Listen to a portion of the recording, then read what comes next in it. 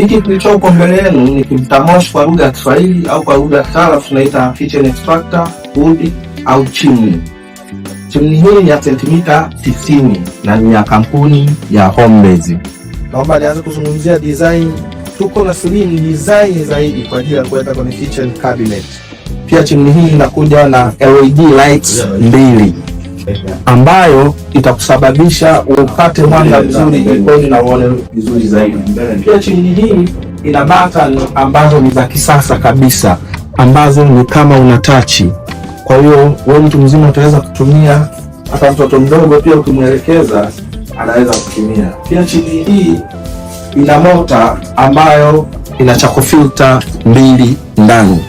Nikizungumza charcoal filter nazungumzia hivi vitu hapa. Hizi ndio charcoal filter.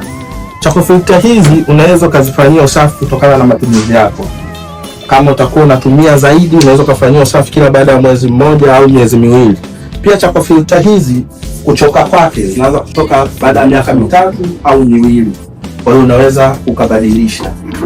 Pia kitchen extractor hii iko designed kwa ajili ya kuweka kwenye open kitchen ambayo unawekwa kama ifuatavyo.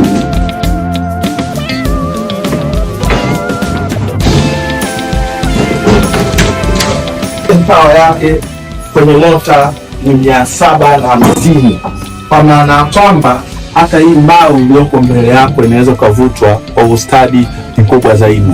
Chini hii ambayo unaiona mbele yako ni Homebase pekee ambao ndio analeta.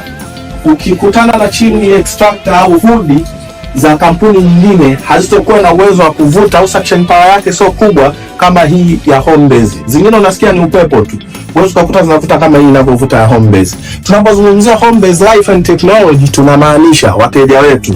Slim design, mtu hawezi kuona hata kama akiwa jikoni, labda wewe ndio install na fundi wako. Pia matumizi mazuri, suction power kubwa kabisa, kwa ubora wa familia.